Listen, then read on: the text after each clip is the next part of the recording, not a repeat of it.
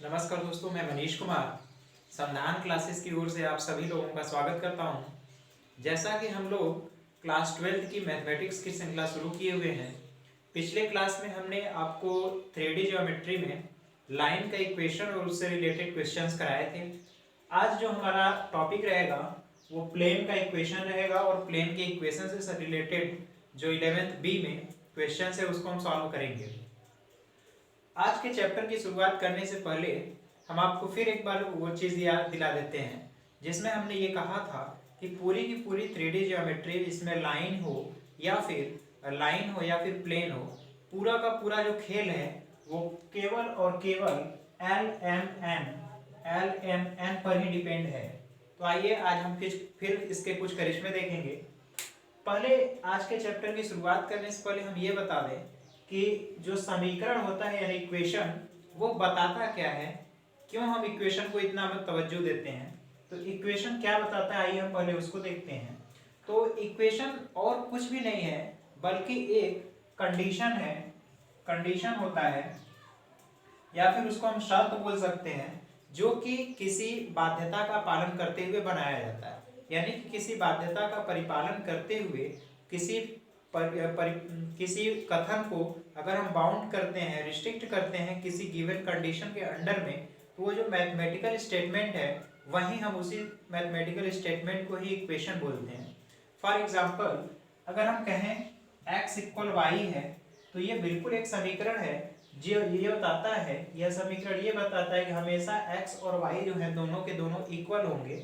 अगर उसका आप ग्राफ भी ट्रेस करें तो ये इस टाइप का ग्राफ ओरिजिन से पास करेगा और ये इस टाइप का ग्राफ आपको मिलेगा।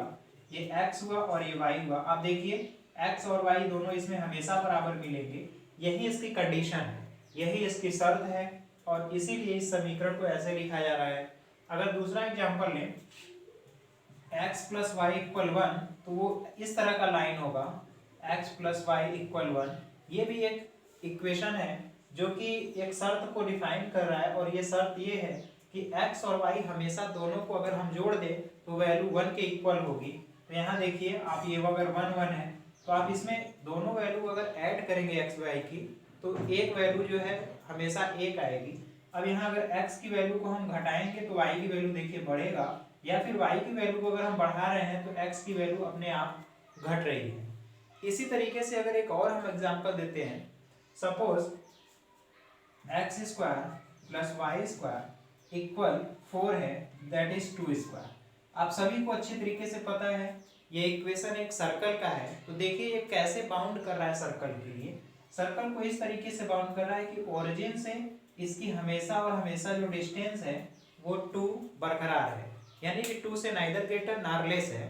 ये हमेशा 2 और 2 बना हुआ है इसी कंडीशन को। और आप जब 2 और आप जब सर्कल का इक्वेशन लिखने भी जाते हैं तो आप उसमें कंडीशन यही लगाते हैं कि सपोज एक ऐसा पॉइंट है x1 y1 जिसकी एक गिवन पॉइंट एक्स वाई से हमेशा डिस्टेंस जो है कांस्टेंट है और वो a के इक्वल होता है।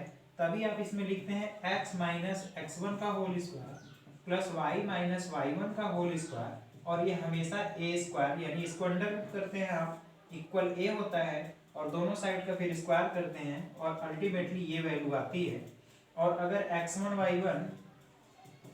y1 ओरिजिन हो तब आपकी वैल्यू यही आती है x square plus Y square equal a square. तो ये आप उसी गिवन कंडीशन को फॉलो कर रहे हैं कि इन दोनों के बीच का डिस्टेंस जो है हमेशा और हमेशा कांस्टेंट रहे, नाइदर लेस नार ग्रेटर। तो जहां तक हमें लगता है अब आपको समीकरण की कुछ जो ब्यूटी है वो आप समझ में आई होगी। आइए अब हम लाइन के इक्वेशन से आपको मैथमेटिक्स के इक्वेशन समझाते हैं कि क्यों ऐसा होता है।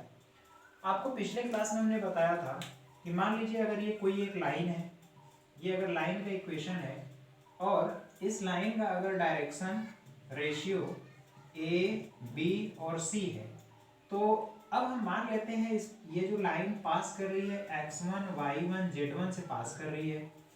तो अगर x1 y1 z1 से पास करिए और direction ratio A B C है, तो पिछले क्लास में आपने देखा था कि इक्वेशन होता है x minus x1 by A, y minus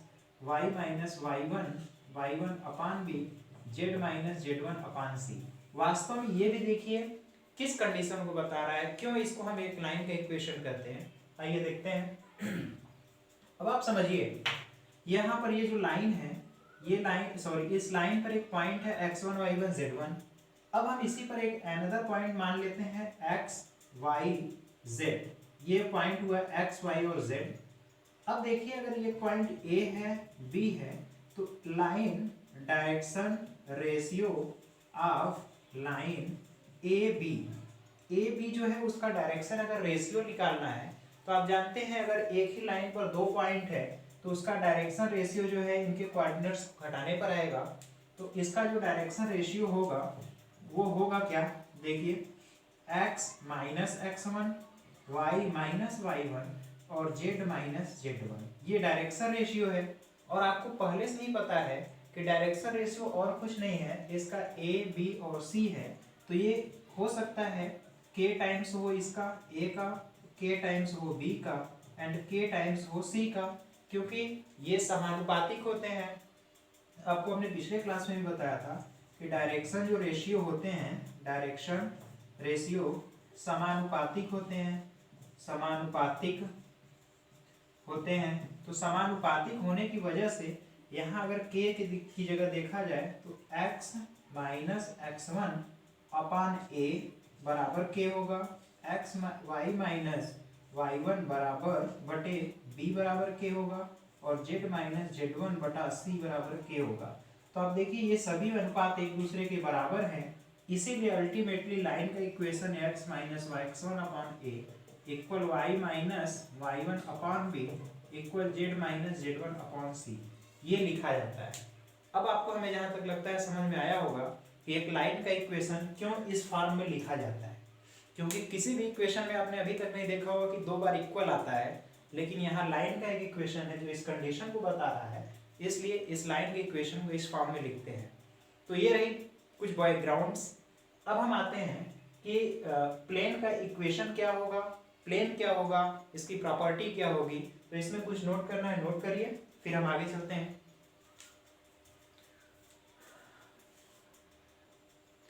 आइए अब हम देखते हैं कि एक समतल है, उस समतल को हम गणितीय प्रतिबंध के आधार पर कैसे बांध सकते हैं, या फिर कौन सी वे शर्त होंगी जो कि समतल के लिए हमेशा और हमेशा लागू होगा।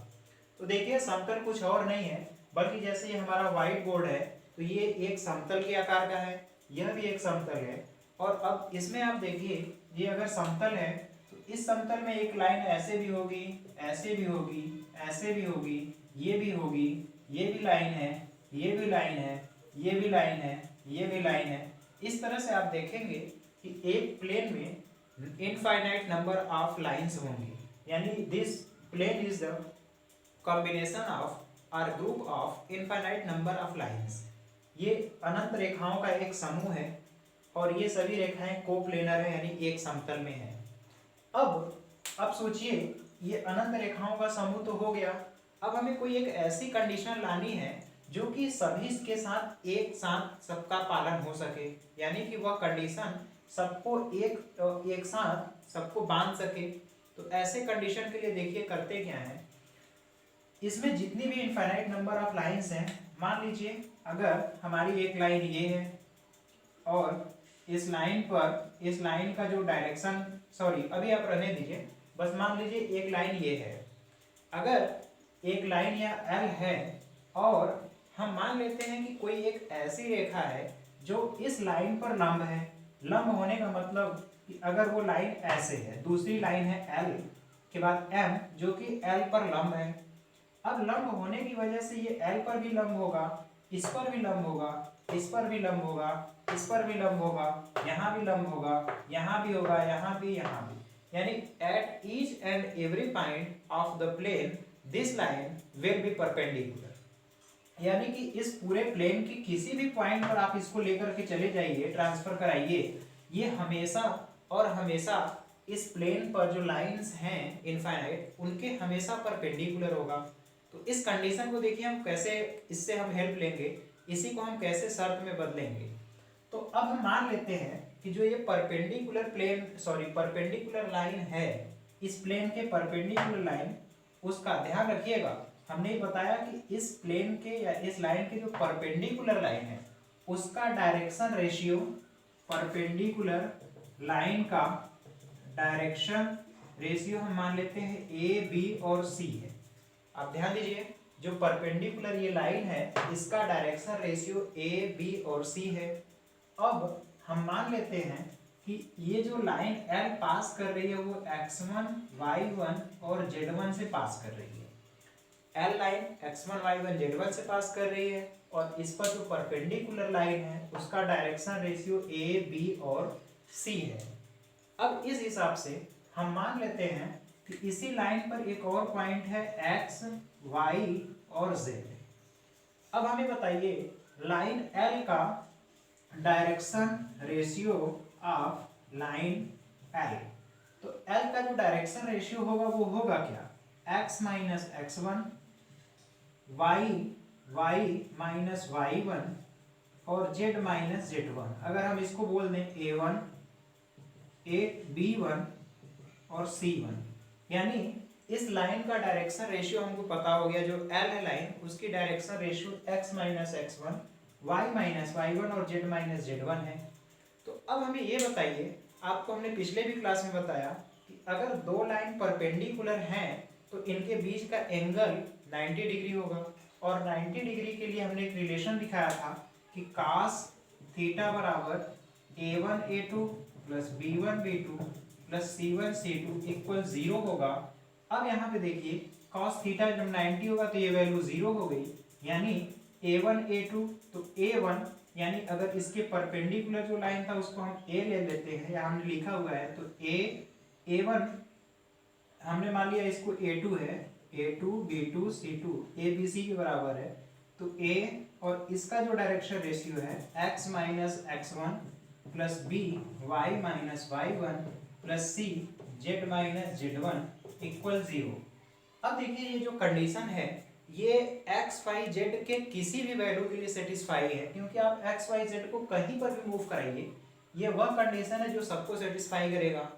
अब इसी के आधार पर हम प्लेन का इक्वेशन देखिए निकालते हैं। इसका मल्टीप्लाई करेंगे तो ax plus b y plus c z हुआ, ax plus b y plus c z minus ax1 minus b y one minus c z one equal 0।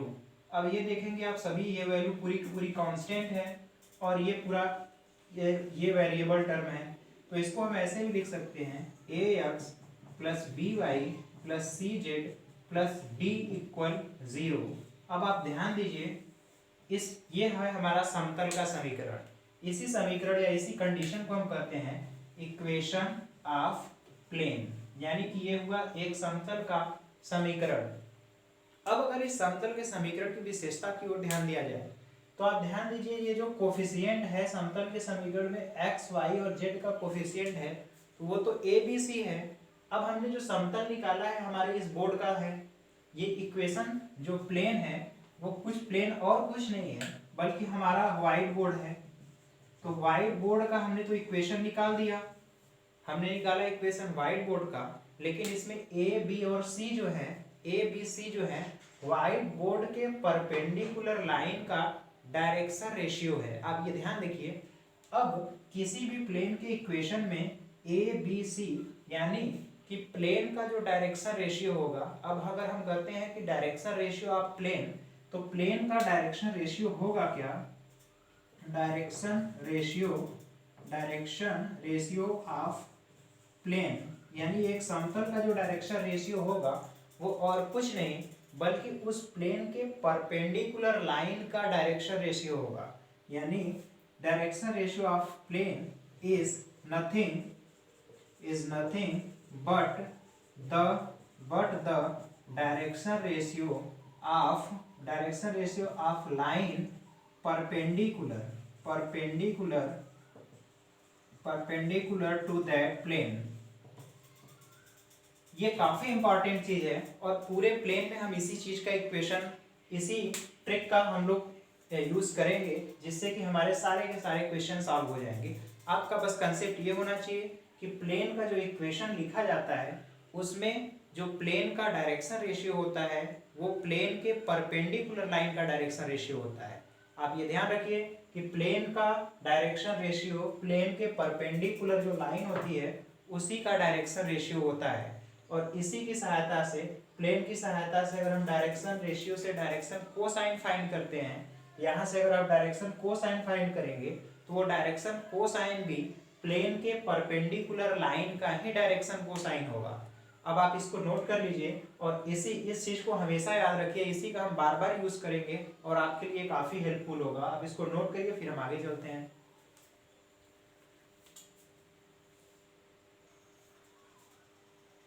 आइए अब हम लोग देखते हैं कि अगर आपको एक समतल का समीकरण दिया गया है तो उस समतल के समीकरण की सहायता से आप क्या क्या इंफॉर्मेशन पा सकते हैं। मान लीजिए कोई एक समीकरण है ax plus b y plus c z plus d equal 0। ये कोई प्लेन का इक्वेशन है, कोई समतल का समीकरण है। अब इस समतल के समीकरण पे देखिए पहला इंफॉर्मेशन ये निकल करके आएगा, ए बी और सी। ए बी और सी जो है डायरेक्शन रेशियो है और डायरेक्शन रेशियो प्लेन के परपेंडिकुलर लाइन का है, यानी समतल के लंबवत रेखा का दिक अनुपात है डायरेक्शन रेशियो। पहली इंफॉर्मेशन ये निकल करके आई। जब आपको डायरेक्शन रेशियो पता हो गया तो डायरेक्शन कोसाइन आप इस फार्मूले से जानते ही निकाल लेंगे, यानी परपेंडिकुलर लाइन का जो डायरेक्शन कोसाइन होगा वो ये होगा। अब अगर हम इसको इस फॉर्म में लिखते हैं, यानी इसकी जगह पे हम ये फॉर्म में लिखते हैं Lx plus M Y plus N Z equal D. इस फॉर्म में जब हम लिखेंगे, यानी कि अगर हम इस इक्वेशन के दोनों साइड अगर हम डिवाइड करें कितने से, under root a square plus b square plus c square, तो होगा a by under root a square plus b square plus c square x plus b by under root a square plus b square plus c square b y plus c by under root same thing और z equal minus d होगा d by under root same thing. अब यहाँ पे इस पूरे value को L लिखेंगे, यानी Lx plus M Y plus N Z equal इस पूरी वैल्यू को अगर हम डी लिख देते हैं, यानी ये पूरा हमारा समीकरण जो है अब Lx plus M Y plus N Z equal D के फॉर्म का हुआ। अब इस समीकरण में ये L M N जो है इस समतल के लंबवत रेखा का डायरेक्शन कोसाइन होगा और ये वैल्यू D जो काफी इंपॉर्टेंट है, इस केस में जो D होगा, अगर आप इसको इस फॉर्म में चेंज कर लेते हैं तो D जो है मूल बिंदु से उस समतल पर डाले गए लंब की लंबाई को बताएगा। ध्यान दीजिए, मूल बिंदु से अगर उस समतल पर हम लंब डालते हैं, सपोज मूल बिंदु ये है, यहाँ से समतल पर जो लंब डाला जाएगा, अगर ये लंब है और ये 90 डिग्री है तो उसी लंब की लंबाई को D बताएगा। आप इसको नोट करिए, फिर हम आगे देखते हैं।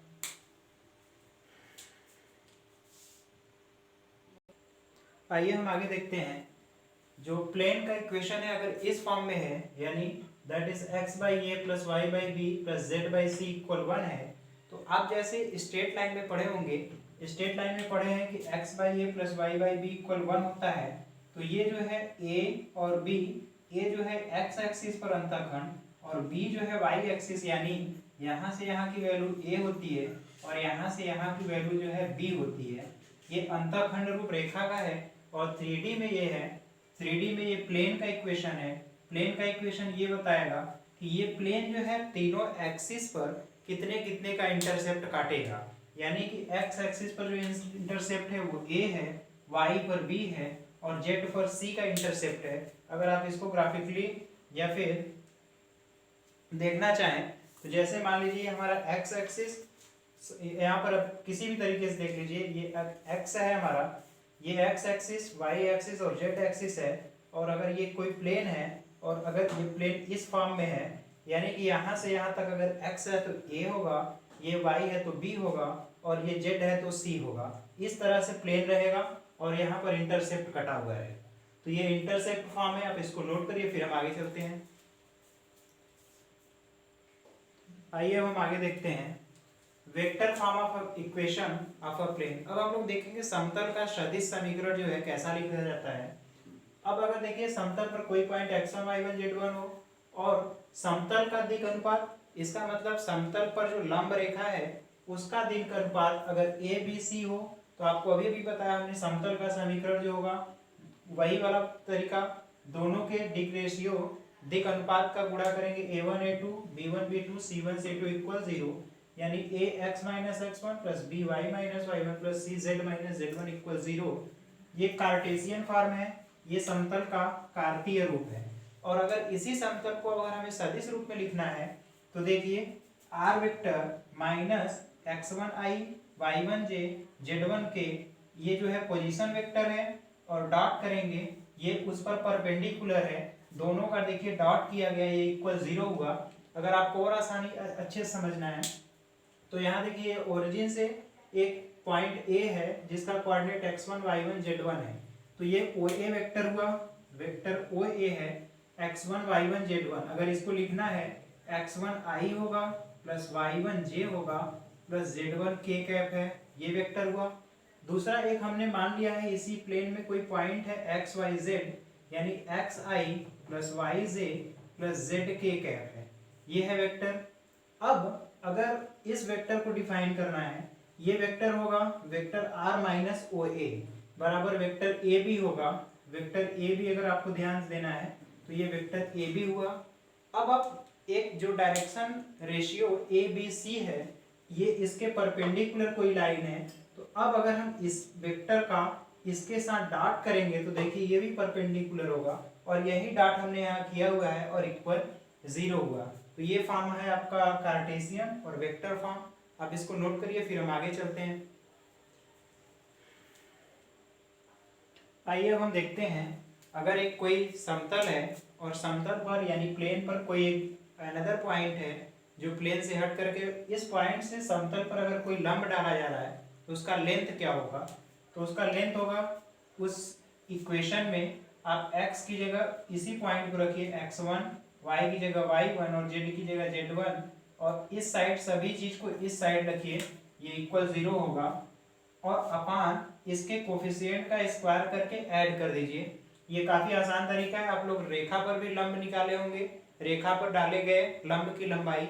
इसी तरीके से मान लीजिए अगर आपको एक प्लेन दिया हुआ है, इस पॉइंट से लंब की लंबाई निकालना है तो हम लिखेंगे p लेंथ ऑफ परपेंडिकुलर, इधर -6 होगा तो 2 इंटू x1 की जगह 1 माइनस 3 गुणे y की जगह 2 प्लस 4 इंटू z की जगह 3, और इस साइड लाएंगे तो -6 अपॉन अंडर रूट कोफिशिएंट का स्क्वायर करेंगे तो 2 का स्क्वायर यानी 4 प्लस 3 का स्क्वायर 9 प्लस 4 का square 16।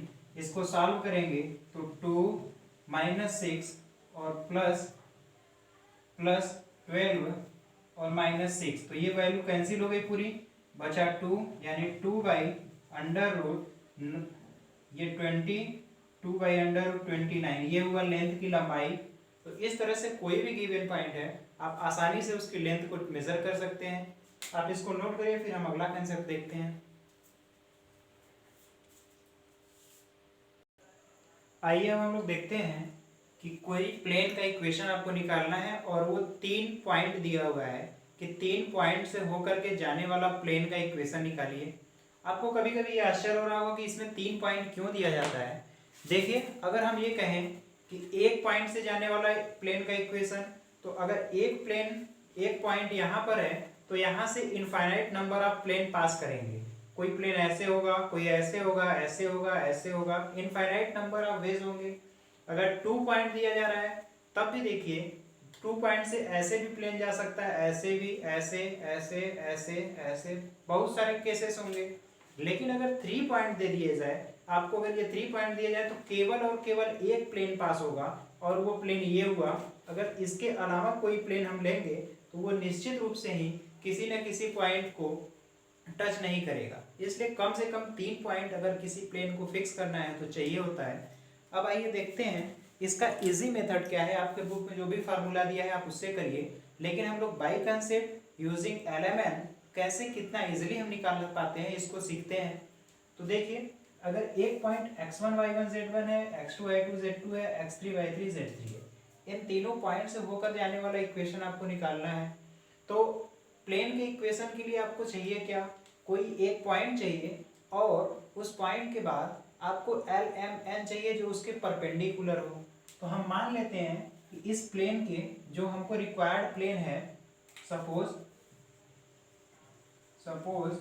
The direction ratio of the required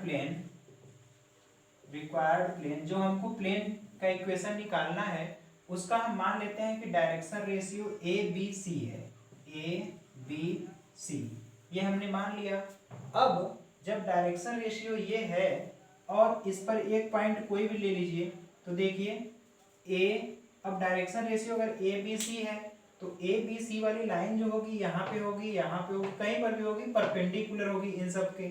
तो अब हम प्लेन पर एक पॉइंट मान लेते हैं, हमारा x है, y है, z है।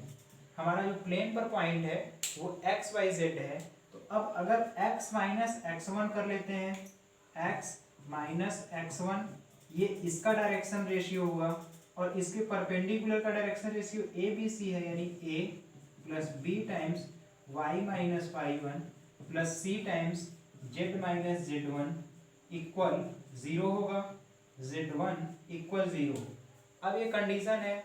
अब एक पॉइंट आपने रखा, अब इसके बाद x y z की जगह दो और पॉइंट रखेंगे, यानी कि अब देखिए हम सेकेंड पॉइंट रखेंगे जब x2 y2 z2, तो a x2 minus x1 plus b y2 minus y1 plus c z2 minus z1 equal 0, ये फर्स्ट इक्वेशन हुआ।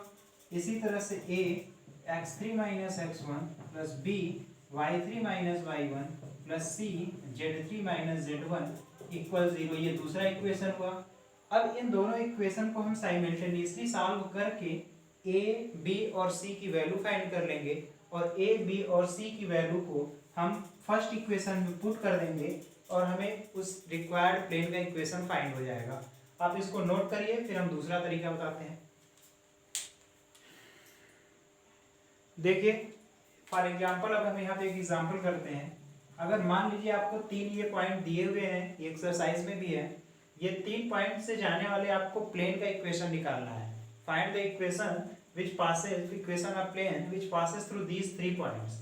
इन तीन बिंदु से होकर जाने वाला प्लेन का इक्वेशन निकालना है। तो हम मान लेते हैं कि इस प्लेन का जो डायरेक्शन रेशियो वो ए बी सी है, पहली चीज।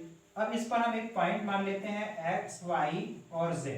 तो जब x, y, z इसी प्लेन पर है तो एक कंडीशन बनेगा, यहाँ से इस लाइन का जब हम डायरेक्शन रेशियो लेंगे तो देखिए x माइनस 1 होगा और इनटू परपेंडिकुलर जो है, परपेंडिकुलर का a है, plus b times of y minus 1 होगा plus c z minus minus plus 1 equal 0, ये कंडीशन हुआ। अब इस ये प्लेन जो है इन दोनों पॉइंट से भी जा रहा है तो इन दोनों पॉइंट को सेटिस्फाई करेगा। तो आइए x की जगह रखते हैं 6, तो 6 माइनस 1 यानी 5a प्लस y की जगह 4 रखेंगे तो 3b, फिर z की जगह माइनस 5 रखेंगे तो माइनस 4c इक्वल 0, ये फर्स्ट इक्वेशन हुआ। अब सेकेंड पॉइंट को सेटिस्फाई कराएंगे। देखिए -4 -1 यानी -5a, इसके बाद -2 और -1 -3b हुआ। इसके बाद 3 यहाँ पर रखेंगे तो 3 and 1 4c, तो +4c, ये वैल्यू हुई, +4c इक्वल 0, ये सेकेंड वैल्यू फाइंड हुई। अब इसके बाद यहाँ पर हम ध्यान दे रहे हैं ये दोनों इक्वेशन एक ही इक्वेशन है। अगर माइनस कॉमन ले लेंगे यानी a, b और c के अनंत मान होंगे, इसका मतलब यहाँ से अनंत रेखाएं पास होंगी और ऐसा तभी संभव हो सकता है जब तीनों की तीनों रेखाएं समरेख हों। इसका मतलब यहाँ से ये दिख रहा है कि इत्तेफाक से ये तीनों की तीनों रेखाएं एक ही रेखा में हैं, एक ही रेखा में हैं, यानी कि ये समरेख हैं, इसलिए अनंत बिंदु प्राप्त होंगे क्योंकि a, b और c की अनंत वैल्यू आ रही है। आप इसको नोट करिए, फिर हम दूसरा एग्जांपल लेते हैं। आइए हम दूसरा एग्जांपल लेते हैं। ये तीनों पॉइंट से आपको होकर के जाने वाले प्लेन का इक्वेशन निकालना है। तो हमने मान लिया इस प्लेन का डायरेक्शन रेशियो जो है ए बी और सी है, और यहाँ पर कोई एक पॉइंट है एक्स वाई जेड। तो एक्स वाई जेड जब ये पॉइंट है तो x माइनस एक्स वन, अगर ये पॉइंट ए है तो ये वैल्यू निकाल बताएगा इसकी डायरेक्शन रेशियो, और इसका परपेंडिकुलर हमें पता है तो दोनों का मल्टीप्लाई इक्वल 0 आएगा। तो देखिए x minus one into a plus b b y minus one plus c z minus zero equal 0। ये कंडीशन है क्योंकि ये दोनों परपेंडिकुलर होंगे। ये वाला इसका है ए बी सी, और ये वाला जो x माइनस वन है इसका है, तो दोनों का मल्टीप्लाई करेंगे तो इक्वल 0। अब इस पर दो और पॉइंट हैं, ये वाला है पॉइंट और ये वाला, तो B पॉइंट और C पॉइंट इसको सेटिस्फाई करेंगे। तो आइए x की जगह 1 रखते हैं, तो ये 0 हो गया, 0a। B y की जगह जब 2 रखेंगे तो ये प्लस b हुआ, और C z की जगह जब हम 1 रखेंगे तो केवल C इक्वल 0, ये फर्स्ट इक्वेशन। अब यहाँ पर रखेंगे -2, तो ये हुआ -2 और -1, तो -3a। इसके बाद ये पॉइंट रखेंगे तो b और 2 है, तो 2 माइनस 1 दैट इज 1b, ये हुआ।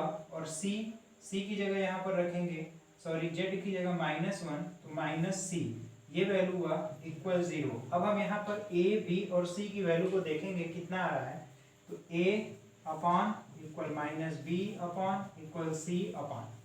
अब यहाँ इसको क्लोज करेंगे तो -1 फिर -1, ये हुआ -b, ये क्लोज हुआ 0, और माइनस माइनस प्लस 3 हुआ, 0 प्लस 3 हुआ, c अपान है तो यहाँ 0 हुआ, और इसकी वैल्यू यहाँ पर माइनस माइनस प्लस 3 हुआ।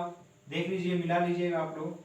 अब इसके बाद हम देखते हैं a by -2 equal b by 3 equal c by 3, यानी यहाँ पर a बराबर 2 के a b और c की वैल्यू अब यहाँ से उठा करके सीधे हम इस इक्वेशन में रख देते हैं, और अल्टीमेटली हमें जो वैल्यू मिलेगी वही हमारा इक्वेशन होगा। यानी a की जगह रखिए -2, तो -2 x minus one plus b की जगह 3 y माइनस 1, c की जगह 3 z माइनस 0 इक्वल 0, तो -2x और +2 plus 3y minus 3 plus 3z equal 0। अब यहाँ पर माइनस अगर मल्टीप्लाई कर दें तो 2x minus 3y minus 3z, ये हुआ, और ये 2 और -3 -1 that is +1 equal 0, sorry +1 equal 0। यही आपका एग्जैक्ट इक्वेशन हुआ जो कि आपने फाइंड करना था। तो इस तरह से आप आसानी से प्लेन का इक्वेशन निकाल लेंगे। आप इसको नोट करिए, हम इसका एक अल्टरनेट मेथड भी बताते हैं।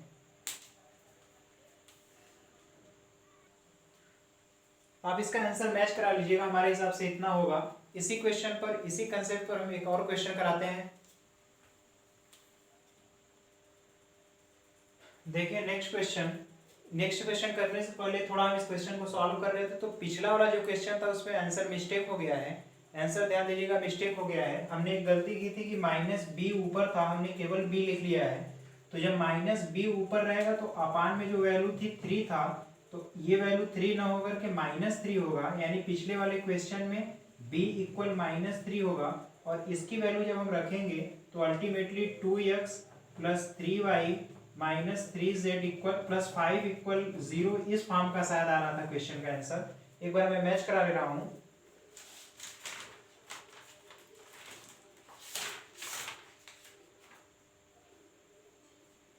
हाँ देखिए, 2x plus 3y minus 3z plus 5 equal 0, ये आंसर होगा। आप थोड़ा मैच करा लीजिएगा, वहां b की वैल्यू हमसे मिसप्रिंट हुई है, थोड़ा सा गलती हुआ है।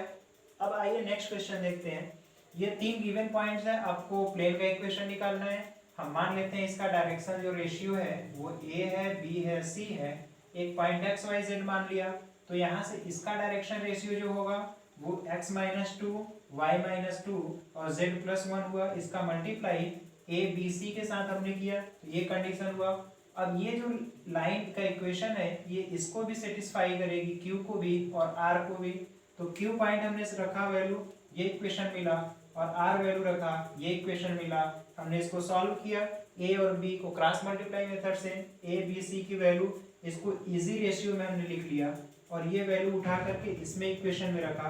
तो फाइनली जो इक्वेशन की वैल्यू आएगी, देखिए ए की जगह 5 रखेंगे, यानी ये हटा देते हैं हम, पिछले वाले इक्वेशन में है, यहाँ पर रखिए वैल्यू, तो 5x माइनस 2 प्लस बी की जगह 2 रखना है, 2y माइनस 2 प्लस सी की जगह -3 करना है, -3z प्लस 1 इक्वल 0 है। अब यहाँ 5x plus 2y minus 3z, अब देखिए यहाँ -10 होगा, -10 -4 और -3, तो ultimately 5x plus 2y minus 3z और -10 14 3 17 -17 इक्वल 17, ये वैल्यू होगी आपकी एग्जैक्ट आंसर। नेक्स्ट क्वेश्चन का आप इसको लिख लीजिए, आप इसको नोट करिए। इसके बाद हम 3 गिवन पॉइंट से जाने वाला दूसरा मेथड बताते हैं। आइए इसका हम एक अल्टरनेट मेथड आपको बताते हैं। अगर 3 गिवन पोजीशन वेक्टर है या 3 गिवन पॉइंट है, तो दूसरा मेथड क्या है सॉल्व करने का। आप इसका कंसेप्ट समझिएगा कि अगर 3 पॉइंट हैं तो 3 पॉइंट्स देखिए, 3 इस तरह के वेक्टर हैं, यहाँ पर 3 गिवन वेक्टर हैं। सपोज ये वेक्टर ए है, इसका position vector x1 y1 z1 x2 y2 z2 x3 y3 z3 है। इन तीनों पॉइंट से आपका पास करने वाला ये सपोज प्लेन है, इस प्लेन का आपको इक्वेशन निकालना है। तो अब आप ध्यान दीजिए, यहाँ से ये वेक्टर ए हुआ, ये वेक्टर बी है और ये वेक्टर सी है, 3 इक्वेशन है। तो ये पॉइंट ये पॉइंट ये पॉइंट, तीनों पॉइंट आपको फाइंड हो जाएंगे, तीनों पॉइंट आप निकाल सकते हैं। इसके बाद देखिए हम ट्रिक क्या अप्लाई करेंगे। अब यहाँ पे ध्यान दीजिए, यहाँ पर ये वाला पॉइंट और ये वाला पॉइंट पता है, तो ये वाला वेक्टर आप निकाल सकते हैं। ये वाला वेक्टर आप निकालेंगे, सपोज इस तरह से हम रख दे रहे हैं, तो इस वाले में से इस वाली वैल्यू घटाएंगे तो ये वेक्टर निकल जाएगा। और इसी तरीके से सिमिलरली आपका ये कोई भी एक और वेक्टर निकाल लीजिए। ये वेक्टर निकला और हमने एक ये वेक्टर निकाल लिया, 2 वेक्टर हमने फाइंड कर लिए। अब हम इन दोनों वेक्टर का क्रॉस करेंगे तो इस पर परपेंडिकुलर वेक्टर निकल जाएगा, यानी कि हमें इस प्लेन का LMN मिल जाएगा, यानी कि प्लेन का हम डायरेक्शन कोसाइन फाइंड करने में सक्सेस हो जाएंगे। फिर से ध्यान दीजिए, इनका डिफरेंस लेंगे ये वेक्टर, इसका डिफरेंस लेंगे ये वेक्टर, दोनों का क्रॉस करेंगे, इसका परपेंडिकुलर हमें LMN मिल गया, और LMN मिल गया और एक तीनों में पॉइंट में से कोई भी पॉइंट ले लेंगे तो अल्टीमेटली हमें प्लेन का इक्वेशन मिल जाएगा। तो आइए करते हैं। तो देखिए आपको ये वाला पॉइंट पता है, इस पॉइंट का वेक्टर पता है, इसका पता है, तो आप किसी 2 वेक्टर को घटा लीजिए। इसमें से ये घटाएंगे तो एक वेक्टर R1 मिलेगा, R1, इसमें से इसको घटाइए तो I नहीं है तो 3I, J है तो इसमें से +3J, इसमें से इसको घटाएंगे तो -4K है, R1 हुआ। इसी तरह से R2, किसी एक में से इसमें से इसके घटा लेते हैं तो ये R2 वेक्टर मिलेगा, दिस माइनस दिस करेंगे तो R2 वेक्टर जो है इसमें से J, तो केवल J मिलेगा, और I है तो -I हो जाएगा, तो -I और ये +J और -3K है। अब इन दोनों वेक्टर का अगर हम क्रॉस कर लें तो क्रॉस जो वैल्यू आएगी इसके परपेंडिकुलर वेक्टर मिलेगा। तो आइए अब हम क्रॉस करते हैं, तो R1 vector cross R2, R1 cross R2 जब करेंगे तो देखिए इसका इसके साथ क्रॉस 0 हो गया, I का J के साथ 3K, I का K के साथ -3 माइनस प्लस हो जाएगा 9 I है K है तो J होगा। इसका इसके साथ करेंगे, J का I के साथ तो +3K कैप और इसका 0, और यहाँ पे जब करेंगे -9 J है -9 हुआ और J है K है तो I होगा ये। अब इसका जब करेंगे इसके साथ तो +KI है तो J होगा, +4 KI है तो J होगा। इसका इसके साथ KJ है तो माइनस होगा तो +4 हुआ, और KJ है तो I होगा, और ये वैल्यू 0 होगी। अल्टीमेटली जो वैल्यू आई देखिए आई की वैल्यू कहाँ कहाँ मिल रही है, 9i 4i यानी -5i हुआ, -5i। जे की वैल्यू यहाँ है, जे की वैल्यू यहाँ है यानी 13j, और के की वैल्यू देखिए 3 and 3 यानी 6k है। तो ये अल्टीमेटली इसके परपेंडिकुलर वेक्टर है। अब परपेंडिकुलर वेक्टर है तो अब जान रहे हैं परपेंडिकुलर वेक्टर में ये L है, M है, N है, यानी कि एक तरह से a बराबर -5, b बराबर 13 और c की वैल्यू 6 है। आपको a b c पता हो गया। कोई भी एक पॉइंट हम यहीं ले लेते हैं, ये पॉइंट है 1 1 0, तो 1 1 0 से जाने वाला, और ये उसका डायरेक्शन कोसाइन है, डायरेक्शन रेशियो है। तो इक्वेशन होगा x माइनस 1 इंटू ए की वैल्यू -5 प्लस b की value 13, b y minus one plus c की वैल्यू z है, c की वैल्यू 6 है, 6 z माइनस 0 यही इक्वल 0, यही इक्वेशन है। यानी -5x और +5 फिर यहाँ पे प्लस 13y और -13 प्लस 6z इक्वल 0। यानी इसमें अगर माइनस का मल्टीप्लाई कर दें तो इसको पहले लिख लीजिए। तो देखिए ये होगा 5x minus 13y minus 6z और 13 में से 5 जाएगा 8 होगा, माइनस है तो +8 इक्वल 0। ये आपका इक्वेशन होना चाहिए प्लेन का, ये आपका प्लेन का इक्वेशन होना चाहिए, बिल्कुल आपका यही प्लेन का इक्वेशन है। तो देखिए कितने हैंडसमली हमने ये तरीका अपनाया, और इससे भी आप प्लेन का इक्वेशन आसानी से फाइंड कर सकते हैं। अब इसको आप नोट करिए, फिर हम आगे बताते हैं। आइए हम लास्ट में आपको एक कंसेप्ट और बता देते हैं कि find equation of plane passing through one point and given condition, यानी कि उस समतल का समीकरण जो कि एक बिंदु से पास करे और कुछ शर्तें दी गई हों। तो शर्तों में हो सकता है कि एक रेखा जिस पर लंब हो उसका समीकरण आपको निकालना हो सकता है। जैसे कि अगर हम कहते हैं इस रेखा पर लंब समतल का समीकरण बताइए, वह समतल जो इस रेखा पर लंब हो तो अनंत समतल होंगे। हो सकता है समतल यहाँ से हो, ऐसे हो, ऐसे हो, ऐसे, तो अनंत समतल होंगे। लेकिन हम कहें कि इसके लंबवत हो और एक फिक्स पॉइंट हो कि यहाँ से जाए तो केवल और केवल एक समतल होगा। तो इसका समीकरण निकालने का तरीका देखिए, आप इस तरीके को अपनाइए। x1 y1 z1 जो है मान लीजिए कि उस समतल पर है, x1 y1 z1 उसी समतल पर स्थित बिंदु है, समतल पर बिंदु है, और a b और c आपका उस प्लेन के परपेंडिकुलर जो लाइन है, प्लेन का डायरेक्शन कोसाइन, डायरेक्शन रेशियो, या फिर प्लेन के परपेंडिकुलर जो लाइन है उसका डायरेक्शन रेशियो है। ए बी सी प्लेन के लंबवत रेखा का डायरेक्शन रेशियो है। अब आप किसी न किसी तरीके से इस ए बी और सी की वैल्यू को फाइंड करिए, यहाँ पर बस पुट कर दीजिए, अल्टीमेटली आपका इक्वेशन आ जाएगा। फॉर एग्जाम्पल आपसे हम कहें कि 3 4 5 से जाने वाला, 3 4 5 से जाने वाला और x माइनस 1/2 y माइनस 3/4 और z माइनस 5/6 इस पर लंब समतल का समीकरण निकालिए। तो सबसे आसान तरीका है, आपको पॉइंट पता है और ए बी सी पता है, क्योंकि उस समतल पर जो लंब रेखा होगा उसी का डायरेक्शन रेशियो समतल का रेशियो होता है। तो ए बी सी भी पता है, ए है, बी है, सी है, और आपका x1 y1 z1 है, x1 y1 z1।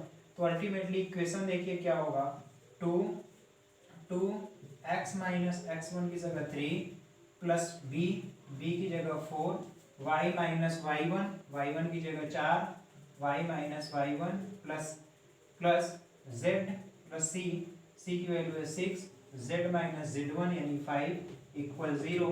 आप इसको सिंप्लीफाई कर लीजिए, 2x plus 4y plus 6z minus 6 minus 16 और माइनस 30 इक्वल 0।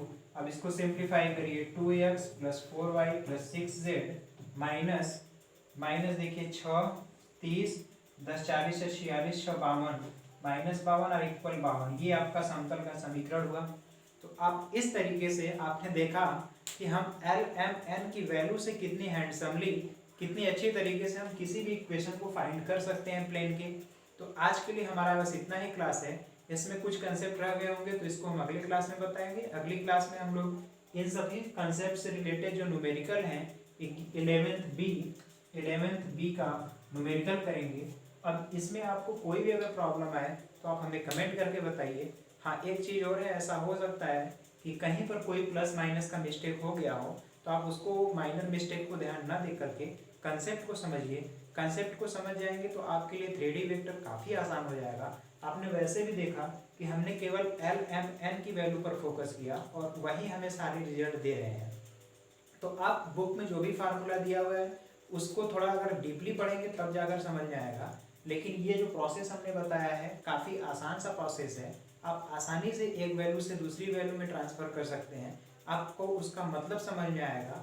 आप 3D वेक्टर जब भी पढ़िए तो अपने मन में इमेजिनेशन करके चलिए, कोई प्लेन ऐसे पास कर रहा है, ये पॉइंट यहाँ है, ऐसे होगा तो हम इस तरीके से निकालेंगे। क्योंकि आपको ये वाले तरीके शायद बुक में ना मिले, क्योंकि ये इमेजिनेट हमने खुद अपने से इमेजिन करके बनाया हुआ है। कई वेक्टर, ये जो क्लास वाला भी बताया वो भी इमेजिन का है। आप खुद भी कल्पना करेंगे तो आपको लगेगा कि ये सभी चीज़ें संभव हैं। आप जितना डीप में पढ़ेंगे, आप जितनी गहराई तक जाएंगे, उतना ही आपको ये पढ़ने में भी अच्छा लगेगा और आपको फीलिंग भी आएगी। तो आपका आज का हमारा साथ देने के लिए बहुत बहुत धन्यवाद। आप ज़्यादा से ज़्यादा लोगों तक इसको पहुँचाइए ताकि उनको भी ये समझ में आए कि प्लेन जो ज्योमेट्री है, 3D ज्योमेट्री इतना आसान होता है और आसानी से समझाया भी जा सकता है। आपका आज का हमारा साथ देने के लिए बहुत बहुत धन्यवाद।